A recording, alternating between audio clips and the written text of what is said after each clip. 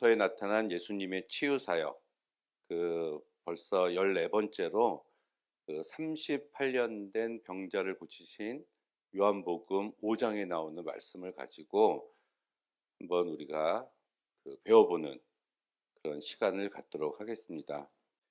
요한복음에 보면은 예수께서 예루살렘에 공식적으로 3번 방문하신 기록이 나옵니다. 그래서 요한복음의 기록을 토대로 우리가 예수님이 공생애가 3년이다 이렇게 얘기를 하는데, 요한복음에 또 다른 명절이 한 번 더 나와요. 만약에 그것이 6월절이었다면 예수님의 그 공생애는 4번이 되겠죠. 근데 오늘은 공식적으로 이 요한복음 5장은 예수께서 2번째 예루살렘을 방문하셨을 때 벌어졌던 그 사건들을 다루고 있습니다. 그것이 5장의 내용인데요. 이 앞에 부분에서는 38년 된 병자를 치유하신 사건, 그걸 때문에 또 유대인들과 그날이 안식일이었기 때문에 안식일에 논쟁을 하신 사건, 그리고 그 뒤에는 예수님의 그 설교 말씀, 복음을 전하는 거, 나를 믿는 자가 영생을 얻게 될 것이다 라는 긴 예수님의 설교 말씀이 19절에서 47절 끝까지 이렇게 이루어진 구성이 요한복음 5장입니다. 이때 예수께서 예루살렘을 방문하셨는데 예루살렘에 베데스다라고 이름하는 못이 있었어요. 그런데 그 못에 가끔씩 이렇게 물이 움직이는 경우가 있었습니다. 천사들이 못에 내려왔을 때, 그때 물이 움직일 때 맨 처음에 연못 속에 들어가는 사람이 어떤 병에 걸렸든지 낫게 된다는 그러한 일이 당시 그 예루살렘에서 거의 전설로, 거의 뭐 사실로, 믿음으로 그곳에 있었던 사람들에게 받아들여지고 있었습니다. 그래서 그 연못가에는 항상 사람들이 몰려 있었는데, 그때 예수께서 나타나셔서 한 병자, 곧 38년 된 병자를 고쳐주신 사건이 이제 오늘의 본문입니다. 베데스다 이 못은 성전으로 들어가는 여러 가지 문이 있었는데, 그 중에서 양의 문이라는 그 문이 있어요. 그 근처에 위치를 하고 있었습니다. 양의 문은 우리가 말하는 그 동물 양, 그 양의 문을 뜻하는데, 그것은 성전에서 하나님께 바칠 희생 제물인 그 양을 잡아서 그 내장을 씻을 때 이 못을 이용했기 때문에 그 양의 문이라는 명칭이 붙어 있고, 그 하나님께 드려지는 희생 제물을 씻는 곳이었기 때문에 그 못의 물이 치유의 효능이 있었을 것이다 라는 믿음을 이들이 가지고 있었습니다. 크기는 축구장 정도 됐고요. 깊이는 한 6m 정도 되는 굉장히 크고 깊은 그런 연못이었어요. 그곳에 물론 병자들이 많이 모인 이유는 그 천사가 내려와서 그 물을 움직였을 때 그 물 속에 들어가면 어떤 병이라도 낫게 된다는 믿음이 있었기 때문입니다. 그런데 문제는 오직 첫 번째로 그 못에 들어가는 자 한 사람만 병이 낫게 된다는 것이었어요. 그게 문제였죠. 물이 출렁일 때 맨 먼저 그 물 속에 들어갈 수 있는 자는 결코 중증 자는 아닙니다. 가벼운 병을 가지고 있고 또 움직임이 민첩한 사람만이 1착으로 제일 먼저 들어갈 수가 있었어요. 병을 치료해 준다는 의미에서 봤을 때는 은총의 장소, 치유의 장소라고 우리가 볼 수가 있지만, 정작 치유가 필요한 그 중한 병을 가지고 있는 그런 환자들에게는 그 은총이 이루어질 수 없는 그런 가능성이 희박한 모순의 장소였다고 볼 수가 있습니다. 그렇다면 이 베데스다 못은 이른바 선착순의 논리가 지배하는 곳이었어요. 그렇다면 진정 도움을 받아야 하는, 모든 병이 마찬가지겠지만 아주 심한 병을 앓고 있는 그런 중증 환자들에게 있어서는 희망의 자리가 아니라 절망의 자리가 되지 않았을까요? 본문의 주인공은 38년 된 병자라고 언급을 하고 있습니다. 그가 무슨 병을 앓고 있는지에 대해서는 구체적으로 이야기를 하고 있지 않아요. 그런데 나중에 이 병자가 났을 때 자리를 들고 자기 침상을 들고 이제 걸어갔다라는 것을 놓고 보면 공간복음서의 중풍병자를 주께서 치료해 주셨을 때 같은 표현이 나오는 것을 우리가 발견을 할 수가 있습니다. 그 침상, 지붕을 뚫고 침상을 내렸던 그 친구들, 그때 예수께서 내 침상, 내 자리를 들고 가라, 그 동일한 말씀을 하셨기 때문에 그렇죠. 그래서 아마 중풍병자가 아니었을까 이렇게 추측을 하는데, 요한복음에서는 중풍병자라는 언급은 없고 그냥 몸이 약하다라는 표현만 있습니다. 38년 됐다고 얘기를 하는 것은 그 사람의 나이가 38세라는 것을 의미하는 것이 아니라 그 병고에 시달린 시간이 38년이라는 시간이었어요.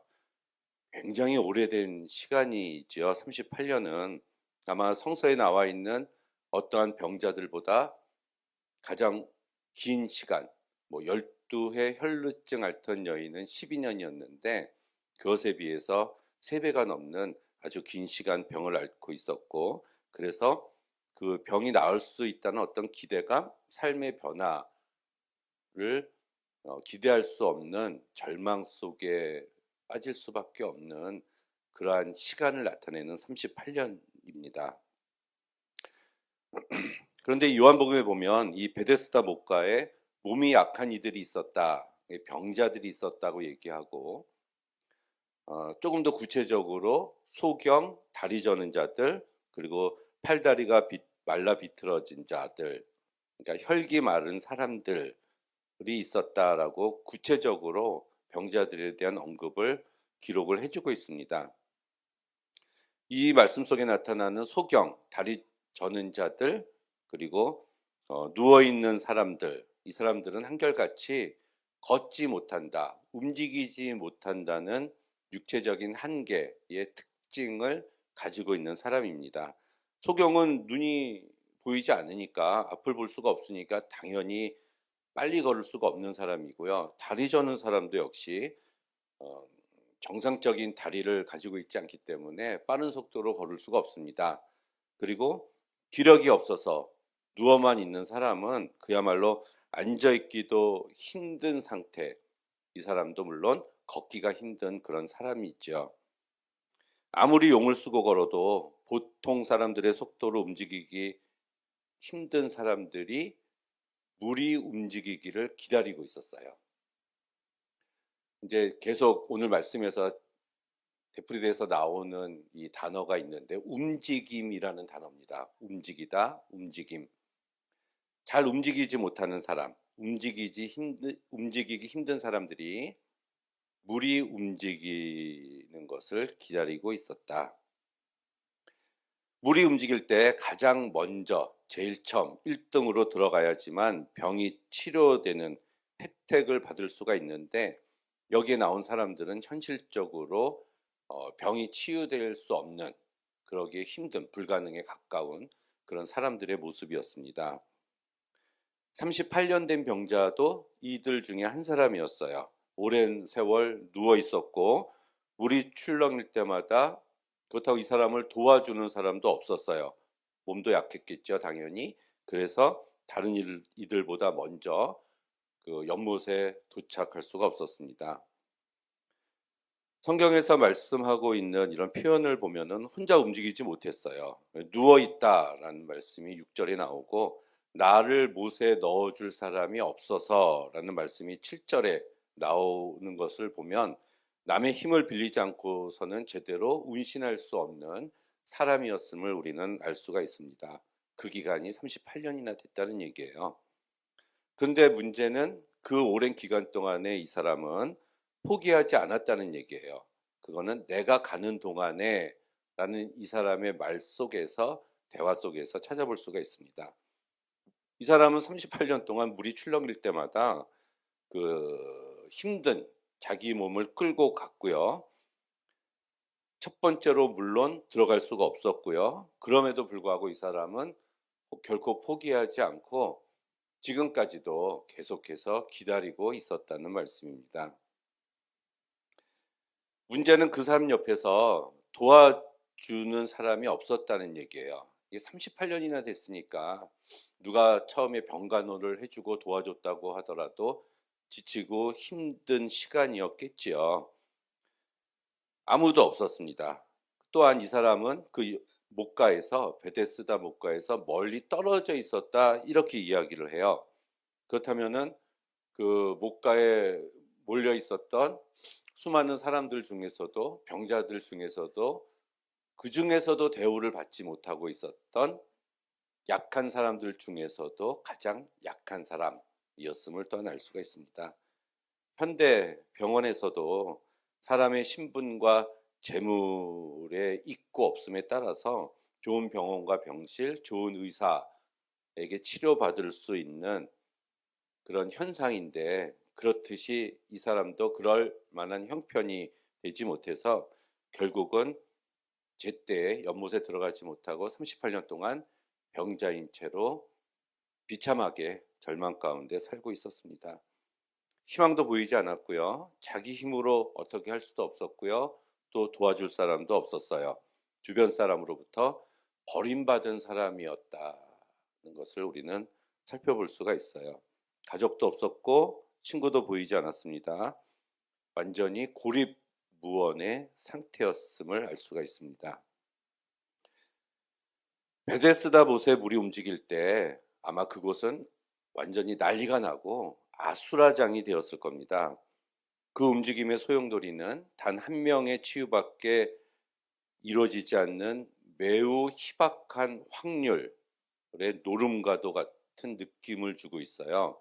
로또 당첨만큼이나 어려운 그 한 명이 되겠다고 그 주변에 있었던 수많은 사람들이 자기의 몸을 일으켜서 불편한 몸을 끌고 연못가로 달려가 보지만 첫 번째 도착한다고 한들 물이 움직이는 그 순간에 도착해야지만 치료받을 수 있는 제한적인 기적의 움직임이었던 장소였습니다.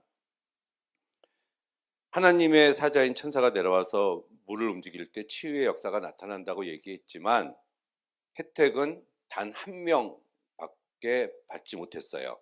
그것도 언제일지 모르고 가끔인데, 다른 어떤 사본을 살펴보면은 그 가끔이라는 시간이 1년에 한 번 정도 일어나는 시간이었다라고 기록한 사본도 있습니다.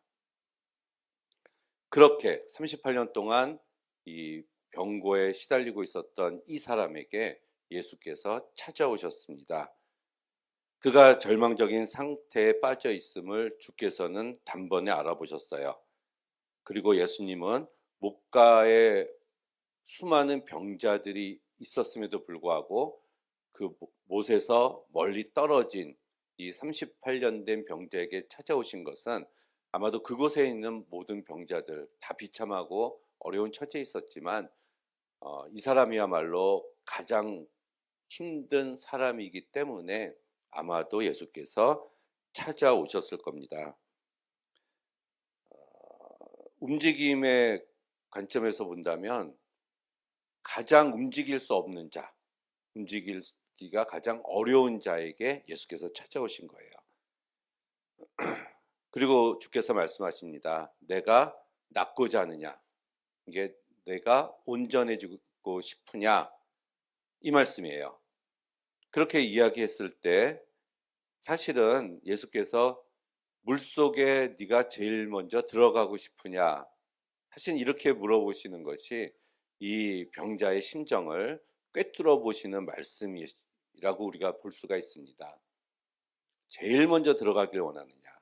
하지만 예수께서 그렇게 말씀하지 않으시고 내가 낫고자 하느냐, 내가 온전해지고 싶으냐, 이렇게 말씀을 하셨습니다. 그래서 이 병자는 예수께서 하신 말씀에 직접적으로 대답을 하지 않고 바로 자기의 불만을 토로합니다. 주여, 물이 동할 때 나를 못에 넣어줄 사람이 없어서 내가 가는 동안에 다른 사람이 먼저 내려가나이다. 내가 낫고자 하느냐 했을 때, 예, 제가 낫고자 합니다. 온전해지고 싶습니다. 이렇게 얘기를 해야 되는데 이상하게도 이 병자는 그렇게 얘기하지 않아요.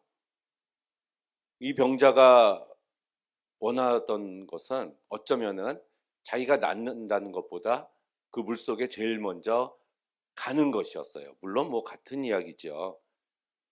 똑같이 병이 낫는 것이지만은 이 병자는 그곳으로 가고 싶다, 움직이고 싶다, 이 얘기를 합니다. 낫고 싶다는 얘기를 하지 않아요.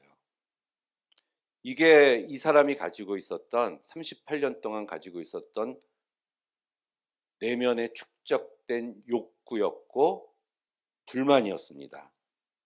그것은 물이 움직일 때 나를 그곳에 데려다 주는 누군가가 없었다라는 이야기를 하고 있는 거예요. 자기의 불만을 채워주는 것은 어떤 사람이 나를 그곳에 데려다 주는 것입니다. 라는 이야기죠. 이걸로 그는 투덜거리고 있고 불만을 얘기하고 있는데 가능성이 희박한 것이었죠. 이 말씀은 결국은 뭐냐 하면 자기가 병이 낫지 못하는 것은 다른 사람 때문입니다. 라고 다른 사람에게 책임을 전가하고 있는 거예요. 그냥 병이 낫고자 하느냐 할 때 그냥 낫고 싶습니다. 낫게 해주세요. 뭐 이렇게 얘기하면 되는데 그 말이 아니라 나를 도와줄 사람이 없어서 내가 병이 낫지 않는 겁니다. 그래서 도와줄 사람이 없어요. 라는 다른 사람에게 책임을 전가하고 있는 거죠. 예수님, 제가 낫고는 싶은데요. 친구가 없어요. 가족도 없고요. 그 사람들이 없어서 물이 동할 때 나를 데려다 주지 못해서 내가 병이 낫고 있지 않는 거예요. 라고 나름대로 자기가 병에서 치유받지 못하고 있는 것을 분석해서 이야기하고 있는 겁니다. 내가 아직까지 이러고 있는 것은 첫째는 아내가 없어요. 가족이 없기 때문입니다. 모두가 나를 버리고 도망갔어요. 내가 병으로 인해서, 오랜 병으로 인해서 가산을 탕진한 것을 보고 친구들도 하나둘 내 곁을 떠나가서 지금은 아무도 없어요. 그래서 내가 지금까지 이 모양 이 꼴로 살고 있는 겁니다. 그러므로 나의 지금의 이 모습은 내 부모 탓이고 내 가족 탓이고 내 친구들 탓이에요.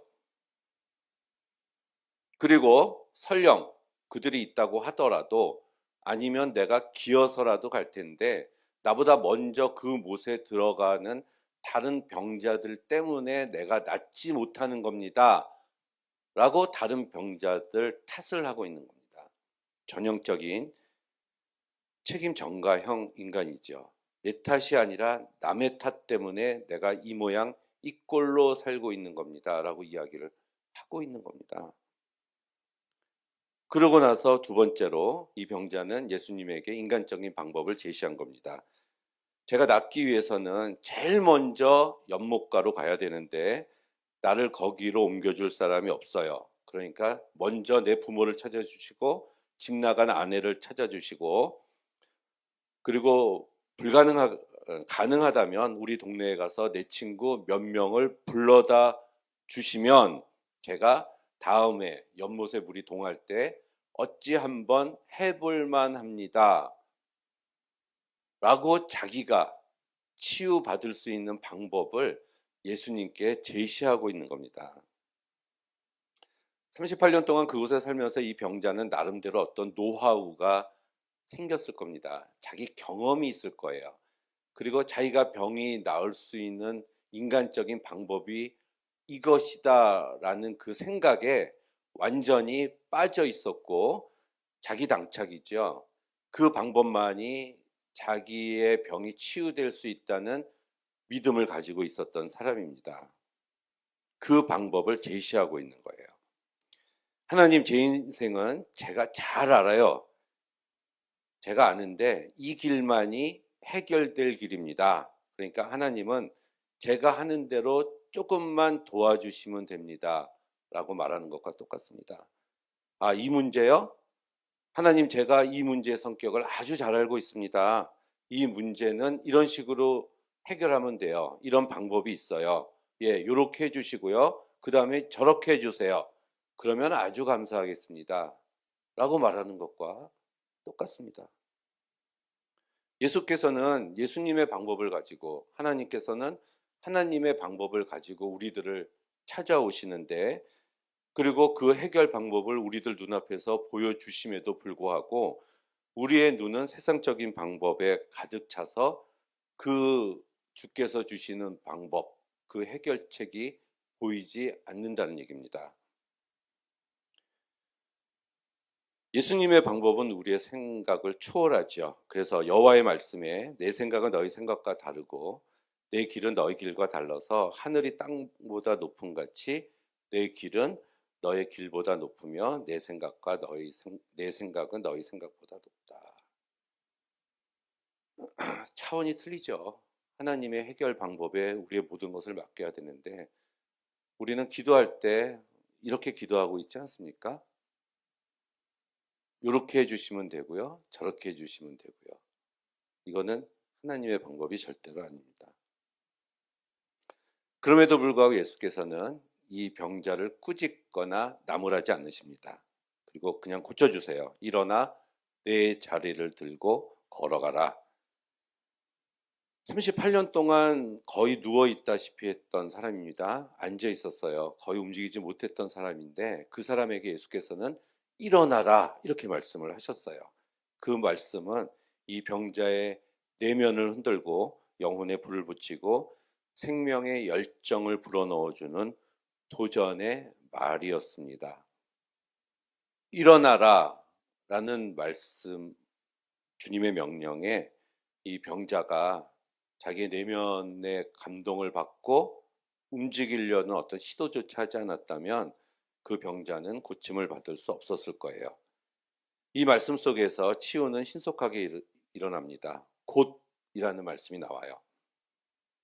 그런데 여기서 살펴보면 이 병자는 자기의 병 고침을 위해서 아무것도 한 일이 없습니다. 그냥 예수님의 말씀을 귀로 들었을 뿐이에요. 내가 믿나이다라는 고백도 전혀 나오지 않습니다. 그리고 예수님의 말씀에 순종해서 자기의 몸을 일으켜 보려고 굉장히 애를 썼다라는 표현도 나오지 않아요. 일어나라라고 말씀을 예수께서 하셨지만 우리가 본문을 자세히 보면 예수님의 말씀으로 이미 병이 나은 후에 이 사람이 일어난 것을 우리는 발견을 할 수가 있습니다. 예수님이 말씀하시고 나서 치유가 돼서 이 사람이 움직였다는 얘기죠. 내 자리를 들고 걸어가라 라고 예수께서 말씀을 하시니까 곧 나아서 누웠던 자리를 들고 걸어간 거예요. 그런데 이런 엄청난 치유의 은혜를 받았음에도 불구하고 바로 뒤에 이 병자가 이 치유에 대한 감사나 감격의 말이 전혀 나오지가 않습니다. 감사합니다, 예수님. 고쳐주셔서 감사합니다. 제가 이제 주님을 믿겠습니다. 이런 말씀이 전혀 나오지가 않아요. 근데 문제는 그날이 안식일이었습니다.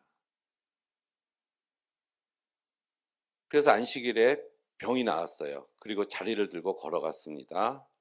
이것이 유대인들이 계속해서 이야기하고 있는 안식일, 십계명의 네 번째 계명을 어긴 것이었죠. 유대인들은 그 병자가 완치되었다는 사실보다 그냥 예수께서 안식일의 규례를 어겼다는 그 사실에만 집중을 합니다. 급기야 내가 자리를 들고 가는 것이 옳지 않다라고 병자에게 지적질을 하면서 정죄를 해요. 병이 나서 자리를 들고 갔는데 안식일에 병 고침을 받아서 그 자리를 들고 가는 거, 안식일에 병 고침 받은 것은 옳지 않다라고 이야기를 한 거예요. 그랬더니 이 병자가 그 유대인들에게 이야기를 합니다. 나를 낫게 한 그가 자리를 들고 걸어가라고 하더이다. 이렇게 얘기를 해요.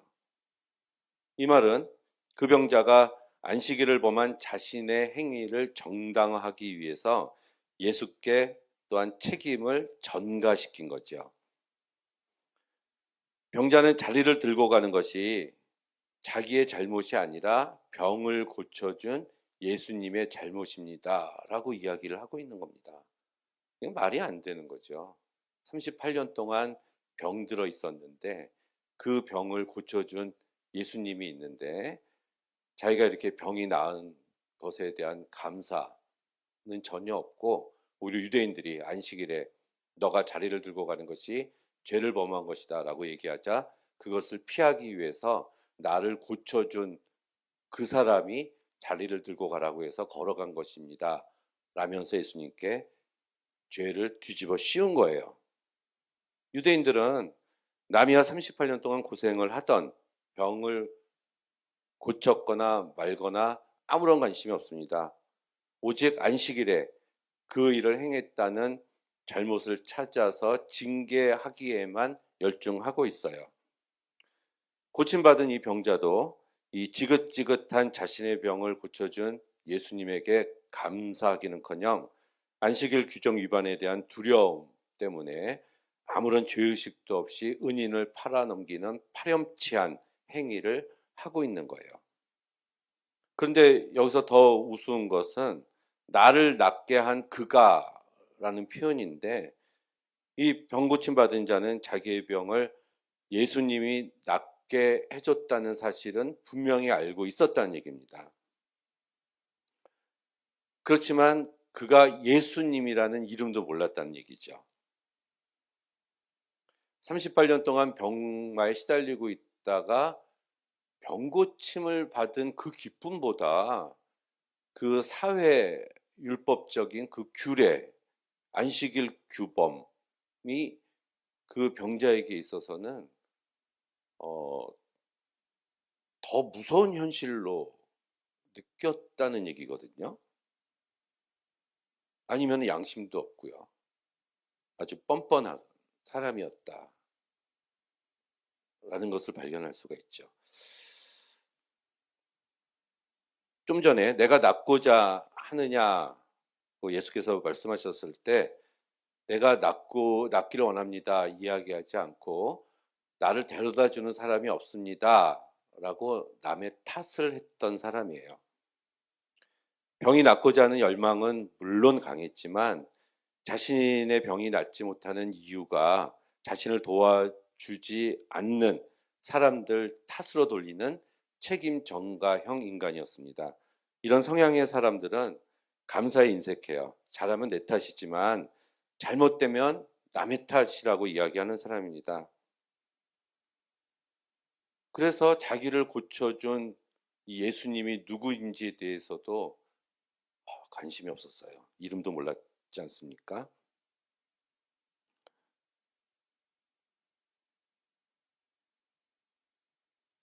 예수님은 이 병자에게 3번 말씀하셨어요. 첫 번째는 내가 낫고자 하느냐, 두 번째는 일어나서 내 자리를 가지고 가라. 이 두 가지는 베데스다 연못에서 하신 말씀인데 그 뒤에 14절에 예수께서 이 사람에게 다시 한번 찾아오십니다. 그리고 나서 한 번 더 말씀하세요. 내가 나았으니 더 심한 것이 생기지 않도록 다시는 죄를 범하지 말라. 이 말씀은 성전에서 하신 말씀입니다. 이 말씀의 진정한 의미는 예수께서 그의 병뿐만이 아니라 그의 죄까지도 용서해 주셨다는 말씀이에요. 그래서 다시는 죄를 짓지 말라 이렇게 말씀을 하신 겁니다.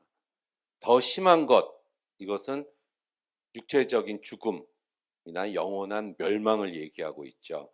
한마디로 생명 혹은 영생을 잃게 되는 것을 이야기합니다.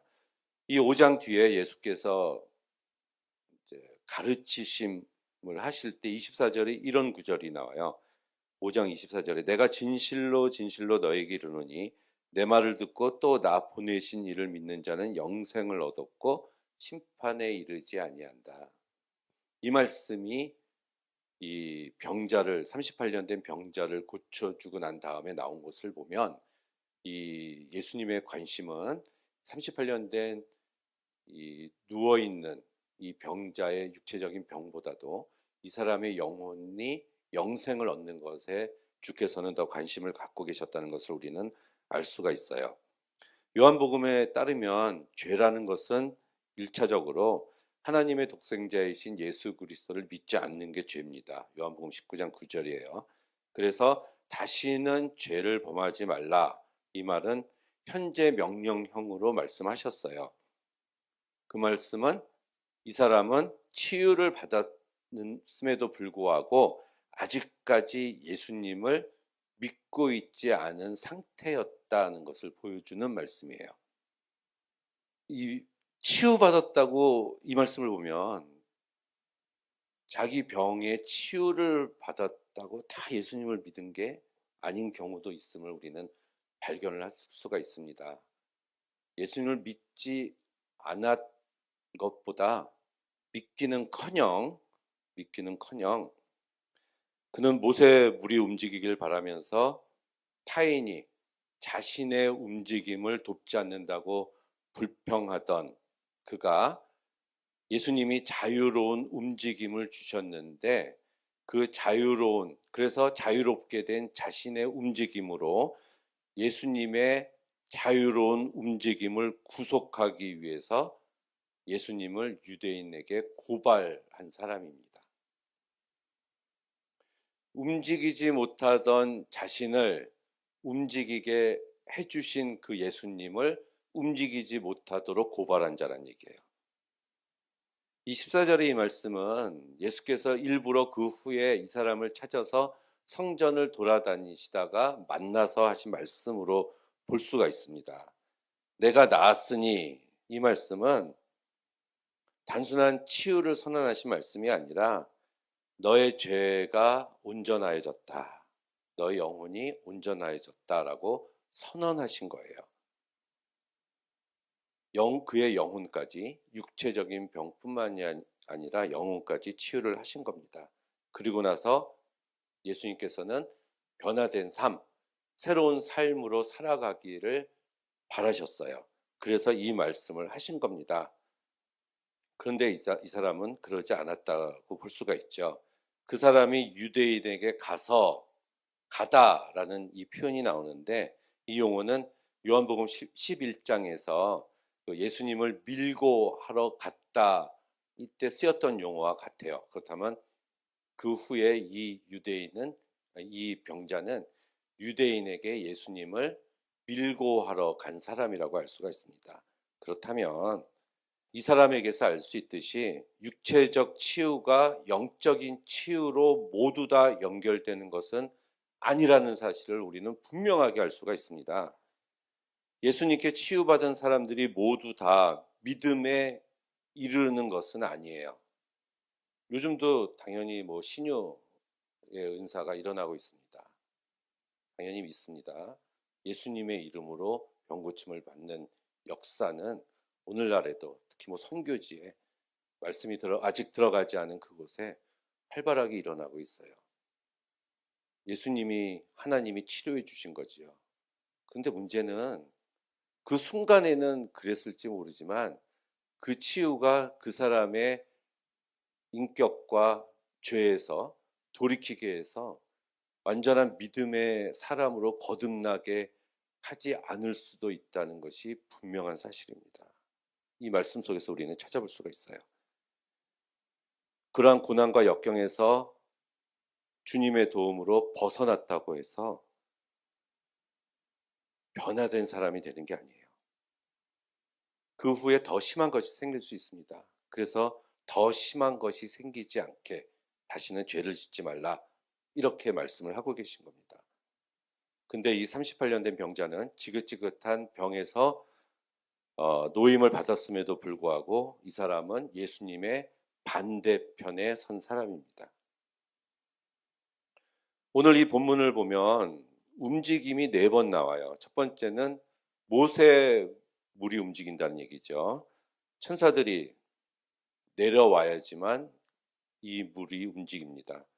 천사의 도움 없이 이 물이 움직일 수는 없어요. 두 번째는 예수께서 움직이신 거예요. 그것은 이 병자를 찾아오신 거지요.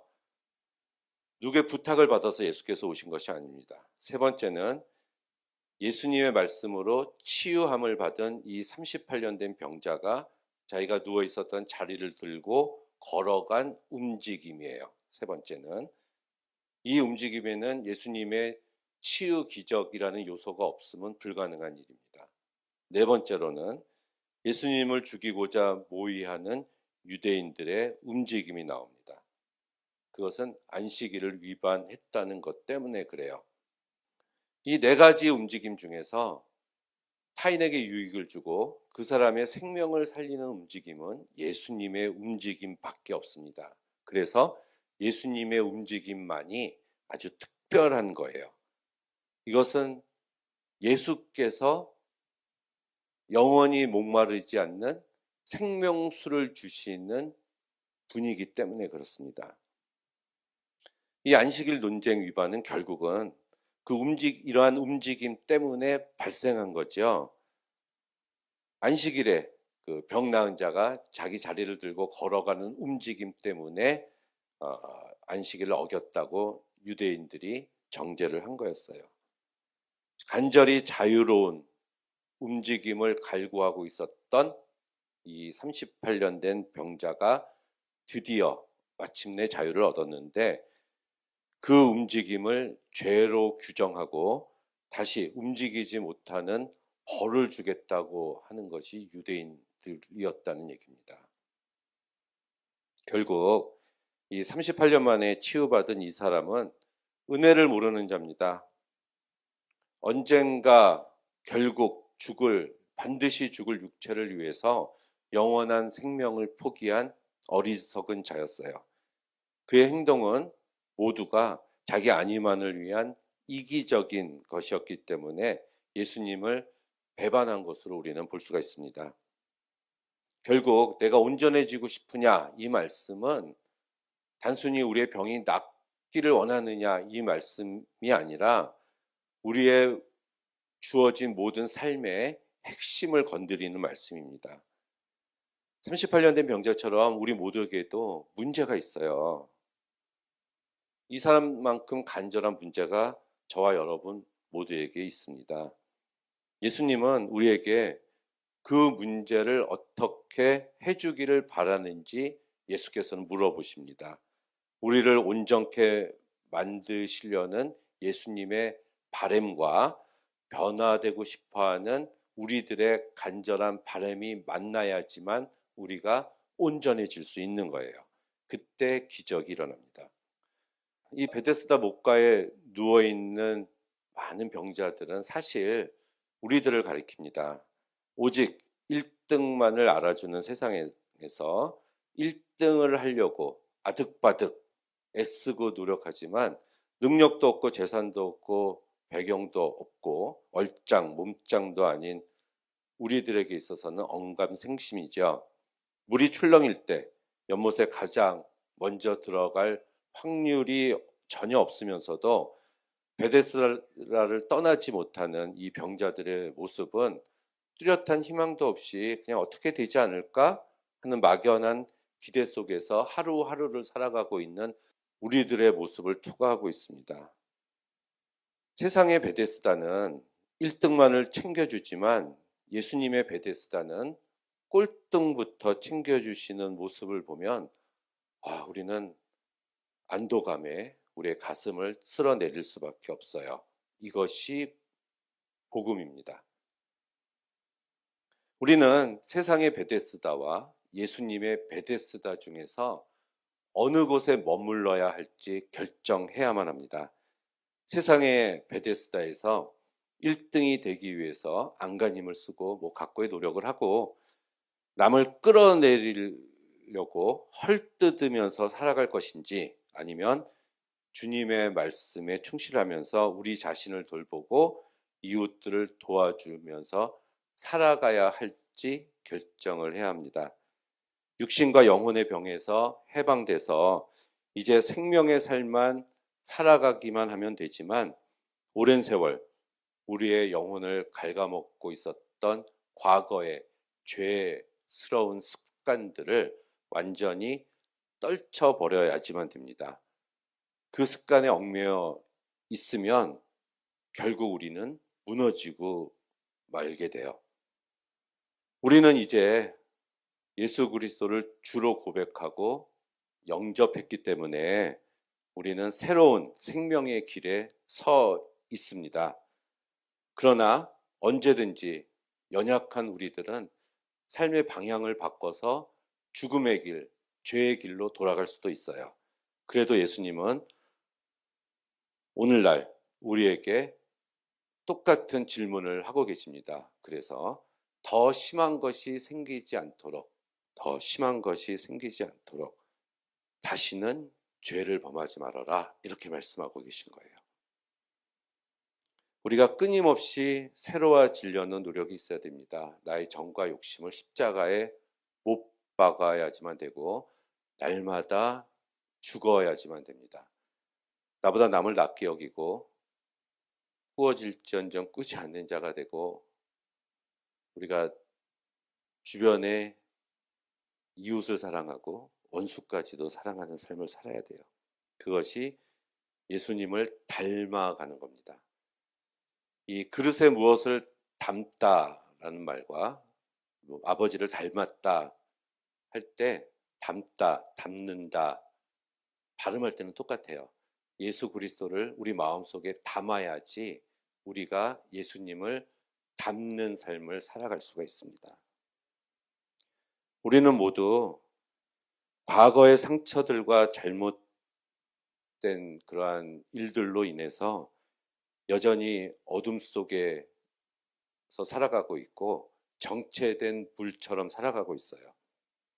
그래서 우리의 삶은 정체되어 있는 것처럼 느껴집니다. 그렇지만 머물러 있어서는 안 되죠. 세상을 원망하는 경우도 굉장히 많습니다. 내 탓이 아니라 남의 탓이라고 얘기를 해요. 남의 탓이야, 이렇게 지적, 손가락질을 할 때 손가락 하나는 남을 가리키고 있지만 나머지 세 개는 자기를 가리킨다고 하지 않습니까? 그래서 이렇게 표현을 해야 돼요. 세상을 원망하면서 살고 있지 않습니까? 매사에 내 탓이 아니라는 자기 방어가 너무 강하지 않나요?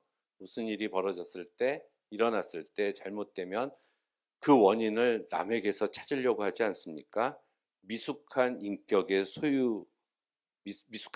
소유하고 있기 때문입니다. 죄에 대한 인식이 부족해서 그래요. 그리고 자꾸 나아가지 않고 머물러 있으려고만 해서 그렇습니다. 그래서 우리는 요행을 바라면서 베데스다 목가의 이 병자들처럼 머물러 있지는 않은지 되돌아봅시다. 움직임의 기적은 저절로 일어나지 않습니다. 베데스다 목가를 나와서 살아 움직이는 생명의 물이신 예수 그리스도께로 가서 움직여서 주께서 주시는 생명수를 공급받아야만 돼요. 베데스다 목가에 모여있던 병자들은 아예 못 걷는 자는 아무도 없었어요. 그들은 그곳에서 단 한 번의 물의 움직임으로 단 한 명만이 잘 움직일 수 있게 되는 어느 순간을 기다리고 있었는데, 우리는 그런 순간을 기다릴 것이 아니라 소경은 소경의 움직임대로, 다리 저는 사람은 다리 저는 움직임대로, 혈기 마른 사람은 누운 몸을 일으켜서 자신의 움직임으로라도 더디더라도 조금씩이라도 천천히라도 자신을 움직여서 자신의 속도로 예수께 나가야 됩니다. 멈춰서서 움직이지 않는 못의 물이 천사가 내려와서 움직이지 않으면 아무런 치유의 능력이 없는 것처럼, 누워서 움직이려 하지 않으면은 아무런 역사도 일어나지 않습니다. 끊임없이 주님을 찾아야지만 돼요. 베데스다 못의 물이 움직이지 않을 때 예수님의 생명의 물은 살아 움직여서 언제든지 항상 움직이고 있습니다. 베데스다 못의 물은 1년에 한 번 아주 가끔 움직이지만 예수님의 물은 항상 요동치고 있어요. 물의 움직임이 자신들의 움직임을 만든다고 믿는 자들의 믿음은 헛된 믿음이에요. 오직 스스로 움직이는 물은 예수님밖에 없습니다. 예수님의 살아 움직이는 생명력 넘치는 물 속으로 우리는 과감하게 뛰어들어서 과거의 죄를 씻어버리고 새 생명으로 거듭나도록 합시다. 그리고 날마다 나를 움직여서 생명수 되시는 예수께 가고 주님의 복음을 전파하는 저와 여러분이 되기를 주님의 이름으로 간절히 축원합니다.